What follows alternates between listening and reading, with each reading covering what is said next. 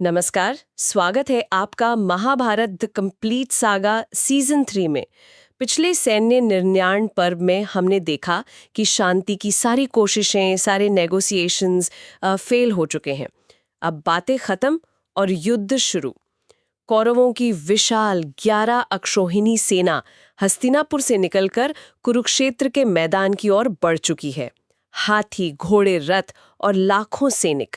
माहौल में एक अजीब सी खामोशी है और एक आने वाले तूफान का अंदेशा है। शांति का अध्याय अब बंद हो चुका है। आज हम फोकस करेंगे उद्योग पर्व के बिल्कुल फाइनल चैप्टर पर, उलूक दूत गमन पर्व। ये वो चैप्टर है जहां असली तीर चलने से पहले शब्दों के सबसे जहरीले और सबसे तीखे बाण चलाए जाते हैं। ये आखिरी दाव है, एक आखिरी कोशिश है दुश्मन के हौसले को तोड़ने की। तो दोनों सेनाएं कुरुक्षेत्र के पास अपने अपने कैंप लगा चुकी हैं। माहौल में जबरदस्त टेंशन है। कोई भी पहला कदम उठाने से पहले सोच रहा है। लेकिन लड़ाई शुरू करने से ठीक पहले दुर्योधन एक बहुत ही अनएक्सपेक्टेड, एक बहुत ही बोल्ड मूव चलता है। वो एक दूत भेजता है ना? हाँ, लेकिन ये कोई शांति प्रस्ताव या कोई लास्ट मिनट निगोसिएशन की कोशिश नहीं थी। नहीं, बिल्कुल नहीं। ये तो युद्ध की आग में पेट्रोल डालने जैसा था। दुर्योधन शकुनी के बेटे उलूक को अपना दूत बनाकर पांडवों के कैंप में भेजता है। शकुनी का बेटा। हाँ, और ये चुनाव भी देखिए आप, शकुनी का बेटा। ये अपने आप में एक संदेश था। इसका मकसद डिप्लोमेसी नहीं था, इसका मकसद था ह्यूमिलिएशन। उसे साफ निर्देश दिए गए थे, पांडवों को अपमानित करो, उन्हें भड़काओ और युद्ध शुरू होने से पहले ही उनका मनोबल तोड़ दो। इसे हम मॉडर्न टर्म्स में साइकोलॉजिकल वॉरफेयर या साइऑप्स कह सकते हैं। लेकिन ये एक बहुत हाई रिस्क स्ट्रैटेजी भी है। क्या दुर्योधन को ये डर नहीं था कि इस तरह भड़काने से पांडवों का गुस्सा, उनके संकल्प को, उनके रिजॉल्व को और मजबूत कर देगा? ये दाव तो उल्टा भी पड़ सकता था। बिल्कुल, और यही दुर्योधन का अहंकार, उसकी ह्यूब्रिस को दिखाता है। उसे लगा कि वो पांडवों को इमोशनली ब्रेक कर सकता है। वो ये नहीं समझ पाया कि 13 साल के वनवास और अज्ञातवास ने पांडवों को लोहे का बना दिया था। वो सिर्फ अपमान नहीं कर रहा था, वो उनकी पहचान पर हमला कर रहा था। दुर्योधन ने उलूक से कहा कि वो भरी सभा में जाकर हर एक पांडव को पर्सनली टारगेट करें। तो इस संदेश में आखिर ऐसा क्या था? डिप्लोमेटिक लैंग्वेज तो ये बिल्कुल नहीं थी। अरे डिप्लोमेटिक तो बिल्कुल नहीं थी। ये अपमान और ताने की एक सर्जिकल लिस्ट थी। दुर्योधन ने उलूक से कहा, सबसे पहले युधिष्ठिर को ताना मारो। कहो कि तुम धर्मराज बनने का ढोंग करते हो, लेकिन हो एक जुआरी जिसने अपनी पत्नी, अपने भाइयों और अपना राजपाट सब कुछ दांव पर लगा दिया, और अब हार कर सन्यासियों जैसी बातें करते हो। वाओ। फिर भीम का मजाक उड़ाओ। कहो कि वो तो विराट के यहाँ बस एक रसोइया बल्लभ बनकर रह गया था, जिसे खाने और बड़ी बड़ी बातें करने के अलावा कुछ नहीं आता। ये तो उनके अज्ञातवास के घावों पर नमक छिड़कने जैसा है। उस मुश्किल समय को उनकी कमजोरी की तरह पेश करना। एग्जैक्टली। और अर्जुन के लिए तो सबसे चुभने वाला तंज था। उसे नपुंसक, बृहणहा कहकर चिढ़ाओ, जिसने अपने अज्ञातवास के दौरान विराट की बेटियों को नाचना गाना सिखाया। कहो कि जिस अर्जुन पर तुम्हें इतना घमंड है, वो तो चूड़ियां पहनकर रहता था। बाप रे। नकुल सहदेव को कायर बताओ, और फिर सबसे क्रूर हमला, उन्हें द्रौपदी के चीरहरण की याद दिलाओ। कहो कि जिस पत्नी की तुम भरी सभा में रक्षा नहीं कर सके, उसके सम्मान के लिए अब क्या युद्ध लड़ोगे। ये तो बहुत ही पर्सनल और क्रूअल है। लेकिन मैं मानती हूँ कि दुर्योधन यही नहीं रुका होगा। उसने कृष्ण को भी निशाना बनाया होगा। हाँ, उसने श्री कृष्ण को भी नहीं छोड़ा, जो उसकी सबसे बड़ी सुरक्षा थे। उन्हें ग्वाला और पांडवों का नौकर कहकर संबोधित किया। कहा कि एक ग्वाला हमें क्या युद्ध सिखाएगा। यह दुर्योधन की तरफ से एक कैलकुलेटेड मूव था। उसे लगा कि इन पर्सनल अटैक से पांडव बिखर जाएंगे, उनका ध्यान भटक जाएगा और वो गुस्से में कोई गलती कर बैठेंगे। तो ये बॉम्बशेल ऑफ अ मैसेज जब पांडवों के कैंप में पहुंचता है, तो वहां का सीन क्या था? क्या दुर्योधन का प्लान काम कर गया? क्या पांडव अपना आपा खो देते हैं? जब उलूक ये ज़ेरीला संदेश लेकर पांडवों की सभा में पहुंचता है, तो माहौल में जैसे बिजली कौंध जाती है। सभा में मौजूद सभी राजा, जैसे विराट, द्रुपद और दूसरे योद्धा गुस्से से लाल हो जाते हैं। तलवारें म्यान से बाहर आने को तैयार थीं। लेकिन यहाँ एक बहुत दिलचस्प बात होती है। आप उस सिद्धांत की बात कर रहे हैं कि दूत पर हाथ नहीं उठाया जा सकता। बिल्कुल। अदूतो वध्या, यानी दूत अवध्य है, उसे मारा नहीं जा सकता। यह आज के डिप्लोमेटिक इम्यूनिटी जैसा ही कॉन्सेप्ट है। इतने ज्यादा भड़काने के बावजूद पांडवों ने धर्म का पालन किया और उलूक को कोई नुकसान नहीं पहुंचाया। उन्होंने दिखाया कि वो दुर्योधन की तरह धर्म की मर्यादा नहीं तोड़ेंगे। लेकिन जवाब बहुत करारा दिया गया। हाँ, मैं वही जानना चाहती हूँ, श्री कृष्ण का क्या रिएक्शन था? उन्हें ग्वाला और नौकर कहा गया। श्री कृष्ण ने वो सुना और वो बस मुस्कुरा दिए। उनकी वो मुस्कान किसी भी शस्त्र से ज्यादा घातक थी। उन्होंने बहुत शांति से कहा, उलूक, अपने स्वामी दुर्योधन से कहना कि उसने एक क्षत्रिय के लायक बात कही है। कल सुबह युद्ध के मैदान में मिलते हैं। और मेरे बारे में उसने जो कुछ भी कहा है, उसका जवाब मेरी बातें नहीं, मेरे काम देंगे। ये एक master class in emotional control था। उन्होंने दुर्योधन के बेट को लिया ही नहीं। कनाले, इतना अपमान सुनने के बाद भी इतना संयम, ये संयम तो हैरान करने वाला है। क्या ये सिर्फ श्री कृष्ण का प्रभाव था या युधिष्ठिर को पता था कि गुस्सा दिखाने से उनकी मॉरल हाई ग्राउंड कमजोर हो जाएगी? मेरे हिसाब से दोनों बातें थीं। श्री कृष्ण की मौजूदगी ने माहौल को संभाले रखा और युधिष्ठिर ने भी अपने धर्म के अनुसार ही जवाब दिया। उन्होंने भी संयम से कहा, उलूक, तुमने जो कठोर बातें कही हैं वो दुर्योधन जैसे अधर्मी के ही लायक हैं। उसे कहना कि एक सच्चा क्षत्रिय बातों से नहीं कर्मों से जवाब देता है। अब युद्ध होकर रहेगा। उनका जवाब भी कोई धमकी नहीं, एक निश्चय था। ठीक है, कृष्ण और युधिष्ठिर ने तो धर्म और संयम दिखाया, लेकिन मैं यकीन से कह सकती हूँ कि भीमसेन इतने शांत नहीं रहे होंगे। उनका गुस्सा तो उनकी पहचान का हिस्सा है। बिल्कुल नहीं। भीम का जवाब सिर्फ एक धमकी नहीं थी, वो उनकी प्रतिज्ञा की याद दिलाना था। वो गुस्से में धाड़े, उनकी आवाज से पूरा शिविर कांप गया। उन्होंने कहा, जाकर उस अधर्मी नीच दुर्योधन से कह देना कि जिस जांग पर उसने द्रौपदी को बैठाने का इशारा किया था, उसे मैं अपनी गदा से तोड़कर अपनी प्रतिज्ञा पूरी करूंगा। और उस दुशासन से कहना कि मैं उसका सीना चीरकर उसका खून पीऊंगा।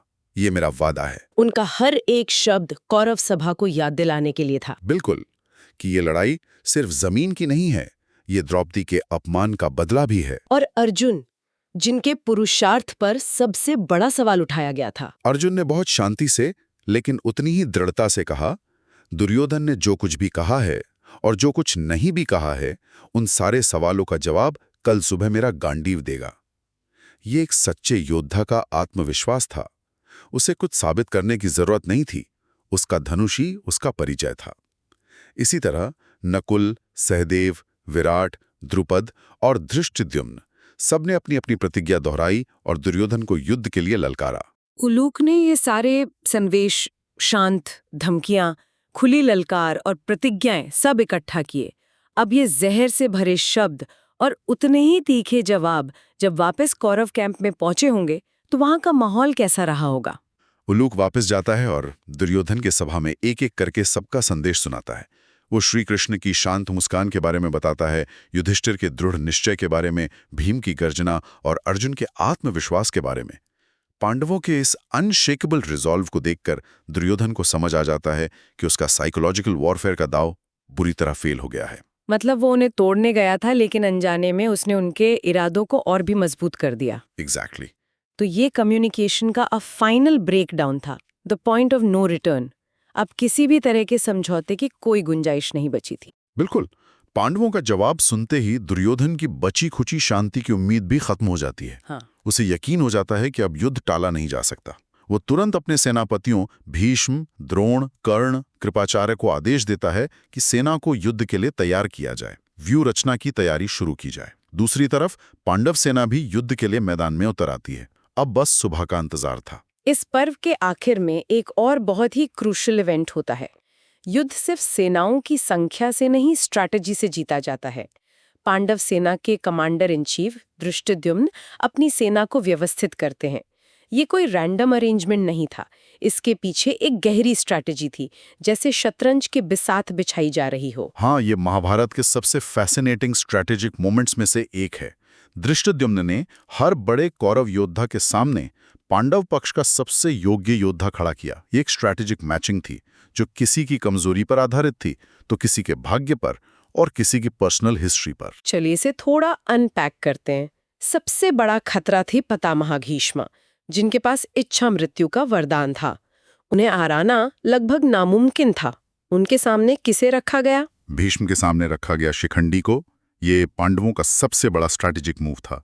हमें याद रखना होगा कि शिखंडी अपने पिछले जन्म में अंबा थी, जिसकी दुर्दशा का कारण भीष्म थे, और भीष्म ने प्रतिज्ञा ली थी कि वो किसी स्त्री या जो पहले स्त्री रह चुका हो उस पर हथियार नहीं उठाएंगे। अच्छा।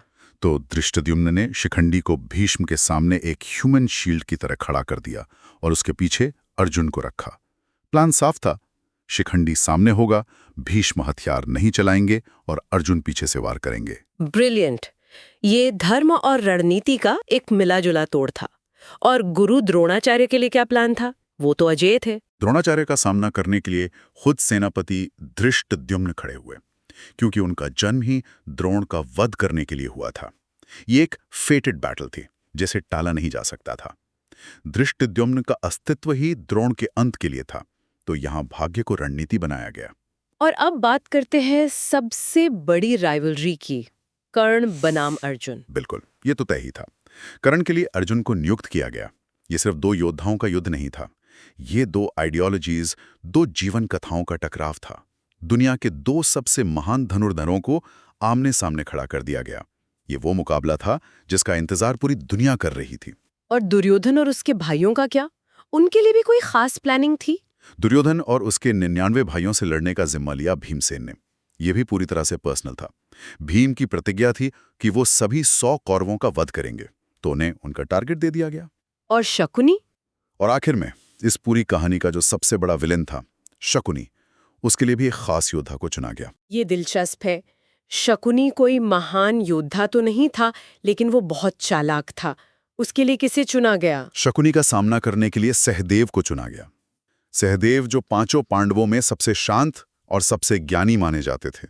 उन्होंने भी द्यूत सभा में प्रतिज्ञा ली थी कि वो इस सारे अधर्म के जड़ शकुनी का वध करेंगे। ये एक तरह से बुद्धि और छल के बीच की लड़ाई थी। सहदेव का ज्ञान शकुनी के धोखे का सबसे बड़ा तोड़ था। तो ये तो वाकई में एक शतरंज की बिसात है। हर मोहरे के सामने उसका तोड़ रख दिया गया है। ये सिर्फ ताकत का खेल नहीं है, ये साइकोलॉजी, डेस्टिनी और पर्सनल वाउस, इन सब का एक ग्रैंड स्ट्रैटेजिक प्लान है। कुरुक्षेत्र युद्ध की असली नींव तो यहीं रखी गई। तो उलुकुद दूतगमन पर्व में हमने देखा कि कैसे युद्ध से ठीक पहले शब्दों का एक आखिरी निर्णायक युद्ध लड़ा गया। एक ऐसा साइकोलॉजिकल बैटल जिसने आपसी टकराव को पत्थर की लकीर बना दिया और आने वाले महायुद्ध की पूरी स्ट्रैटेजी तय कर दी। बिल्कुल, अब सेनाएं आमने सामने खड़ी हैं। हर योद्धा को पता है कि उसका दुश्मन कौन है, उसका टारगेट कौन है। माहौल तैयार है।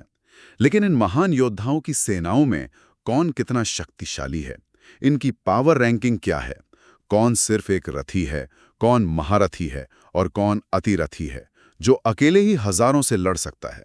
योद्धाओं की इस पावर रैंकिंग और उनके क्लासिफिकेशन का पूरा एनालिसिस हम करेंगे अगली बार, जब हम रक्ततीर्थ संक्रांत पर्व की गहराइयों में उतरेंगे।